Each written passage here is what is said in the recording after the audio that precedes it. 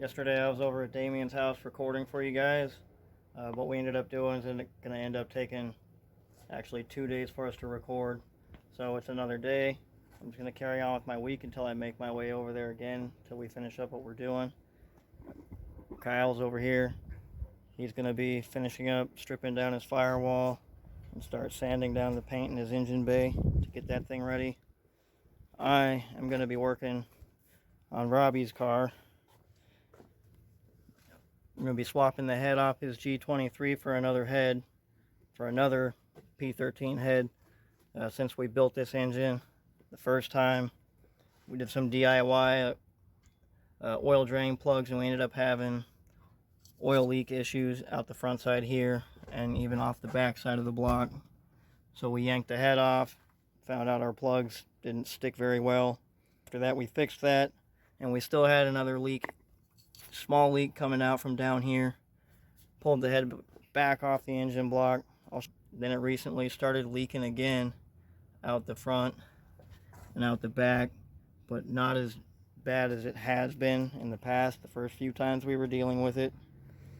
So this time, we don't know if it's that my straight edge is not as straight as I think it is, and our head might be warped, and that's why we're still continuing to have oil drain issues.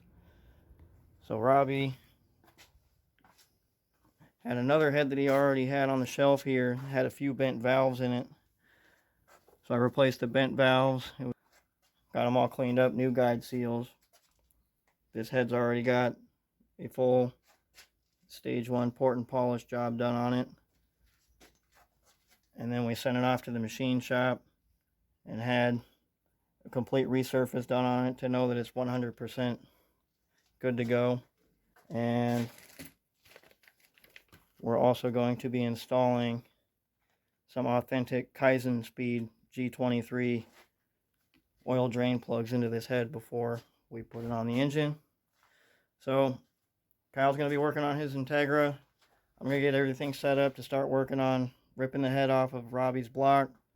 Then we'll install the drain plugs, finish cleaning it up, and start getting the thing back together. One thing we were just discussing about Kyle's Integra while he's doing all the work on his engine bay, we were also discussing about his upper control arms that have been, so far, just barely have been fucking smacking into his shock towers up here in the corners.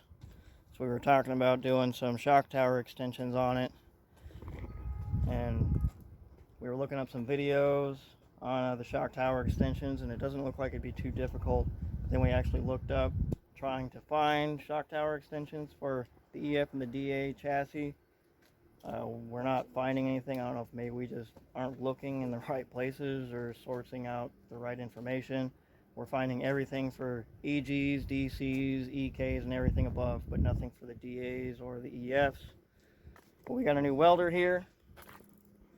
So what we're going to end up doing is we're going to go to the metal supply store, and we're just going to go ahead and end up making our own shock tower extensions for this car while he's doing all the work on his engine bay before we get it painted up.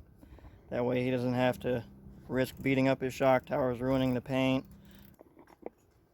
We're not going to be cutting into his shock towers just yet. We'll probably be doing that within the next week or two.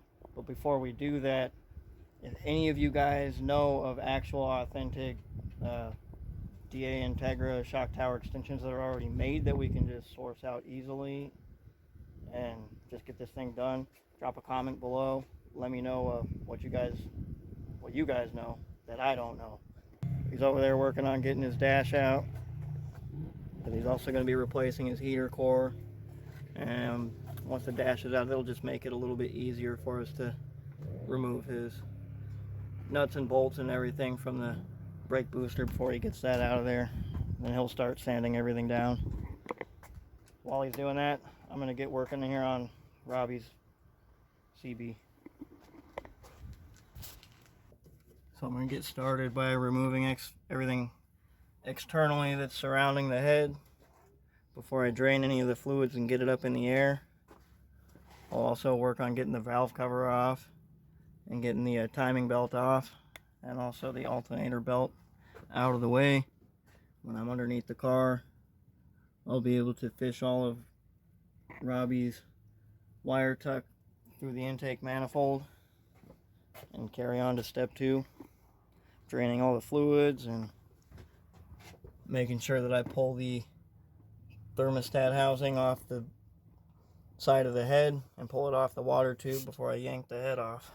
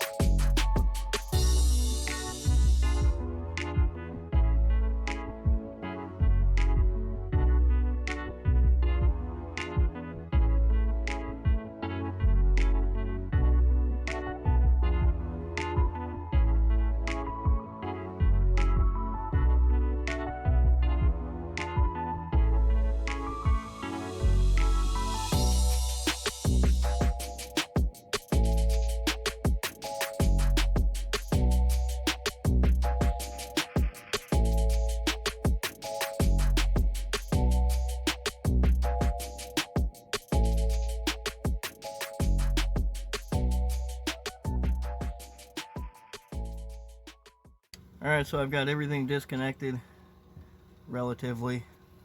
All the wiring harness is fished out. All the electrical connectors are unplugged. Manifold valve covers off. Got all the belts undone. Working on the timing. Before I pull the timing belt and all the cam assembly apart, I got my crank lined up at top dead center, and I've got all my hash marks on the 2 camshafts are lined up with each other for top dead center for number 1 cylinder. That way, when I go to put everything back together, my crank is already where it needs to be, and I'll have a little bit of an easier time getting this belt lined back up. Now all I got left to do, get her up in the air, and I'll have to drain all the fluids, get the intake manifold removed, remove the exhaust, and then we'll be able to unbolt the head and get her cleaned up and ready for the new one.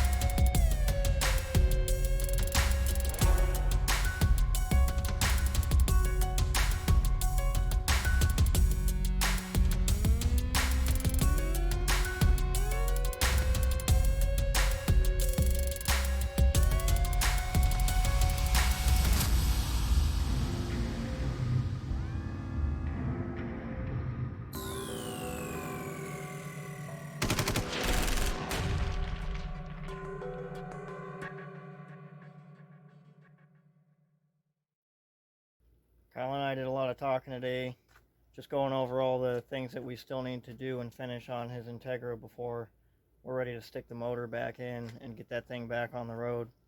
He got his dashboard pulled out and he's gone home for the night. I've got Robbie's head just about ready to be pulled off the block. Got the intake off, went underneath the car to get all the rest of the bolts, to get the all the lower bolts to the exhaust manifold so I could get the exhaust manifold off. Got all the fluids drained, all the rest of the hoses and wirings all disconnected. I already have all 10 head bolts are already pulled out, and made sure that I unbolted and removed the thermostat housing, so that way this head's just going to come right off.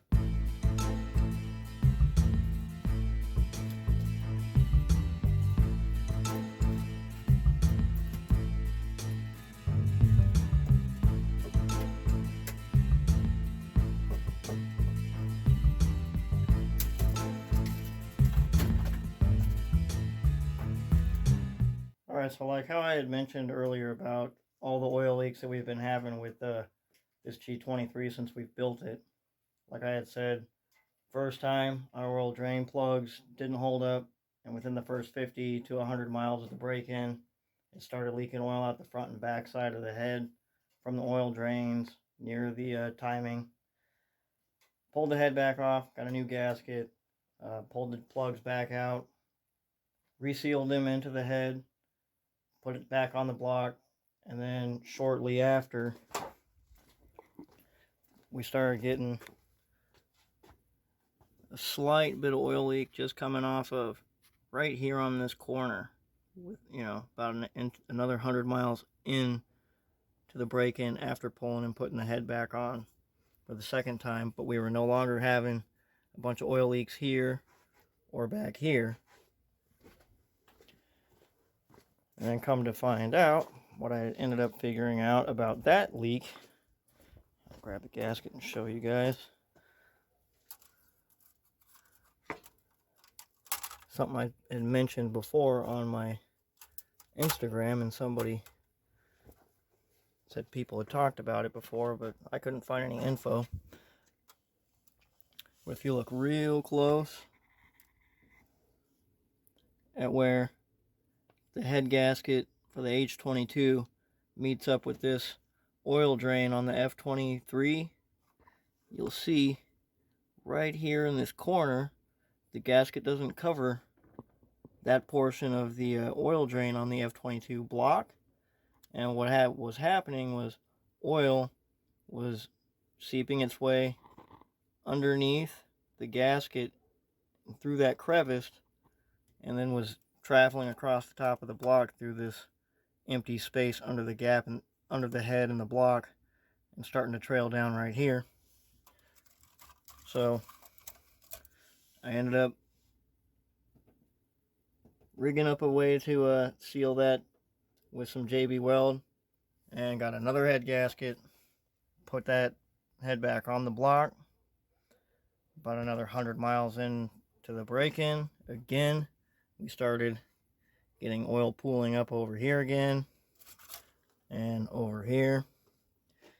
And because the time before pulling the head this time, I had thought, well, the oil drains hadn't been leaking the last time, and was leaking just a slight bit from that other oil drain on the block and the head gasket matchup problem.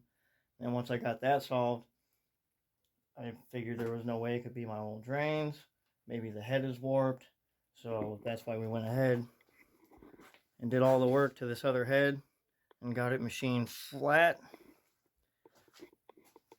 But now that I have the head off the block, and I've already looked at the block and stuck my straight edge on the block, and it still measures out straight.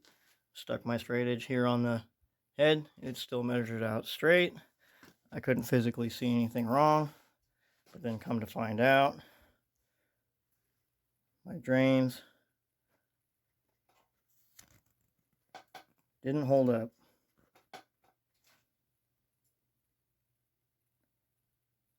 So that's where our oil leaks are coming from. Now that we got the Kaizenspeed oil plugs to go into this head over here, that should initially take care of all our oil leak issues with this engine that we've been having, and should be good to go after that. So I'm going to call it quits for the night, and then I'll be back when it's daylight so we can put this thing back together. Alright, I'm back. I got a migraine today. It's been windy, so I haven't been out here working yet. Robbie's head's already almost ready to go. All I have left to do is install the Kaizenspeed oil drain plugs into the head. Now that the wind is starting to die down through the day, I can now get Robbie's hood open and get the block cleaned up and ready for the head gasket and ready for this head to go on. Well, this should be a pretty simple process compared to anything we've been doing before. 2 oil drains that are closest to the timing belt. I'm just going to be popping the Kaizenspeed plugs down into the holes, and then that should be that.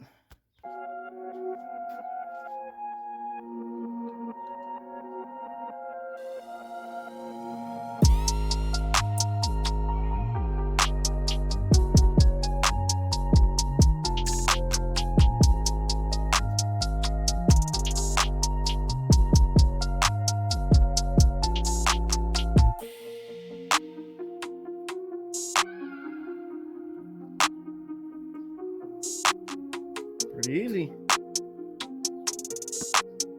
They fit real snug. That was really simple. Should have no oil leaks with this one. Block's all cleaned up.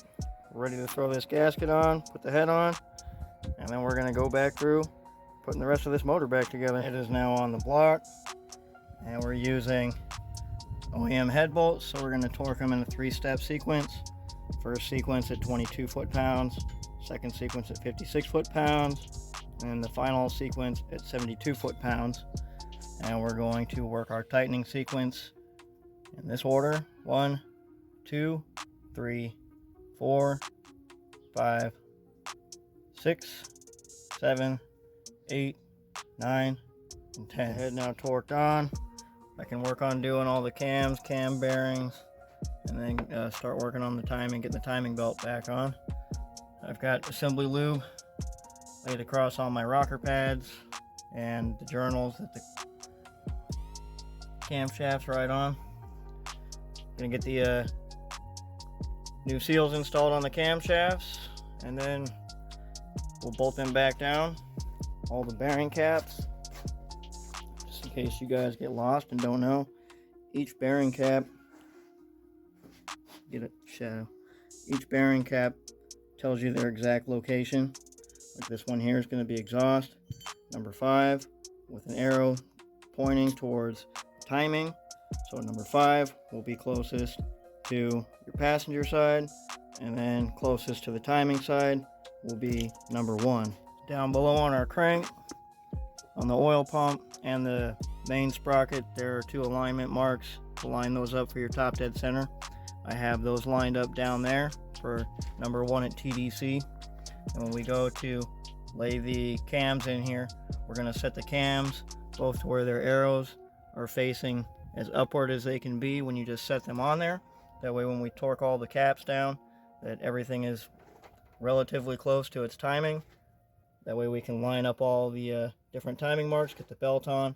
But before you install your cam caps, make sure that you put sealant on all the outer edges where the caps meet up to the valve cover sealing edge, and don't forget to seal your rear cap and install new O-rings wherever there's O-rings.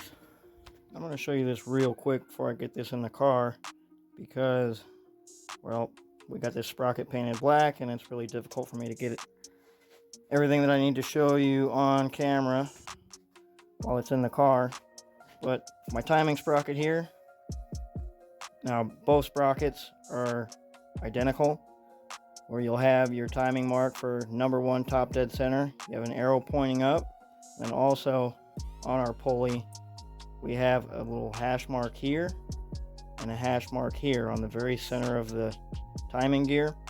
And when you go to line up your belt and line up the cams, when you have the front and the rear lined up with each other, this hash mark will also be pointing at the other hash mark on the other cam, while the outer hash marks will be pretty much flush with like the valve cover surface. Alright, now she's ready for the timing belt to go on. Down below, I've got my marks lined up on the crank and the oil pump. Up top here on the cams, I've got all my marks there in the center are lined up with each other. The ones on the front lined up with the surface of the valve cover. I'm going to go ahead and slip the belt on. And when I put the belt on, I want to make sure that there's tension all on this side of the belt and that all the slack ends up on that side.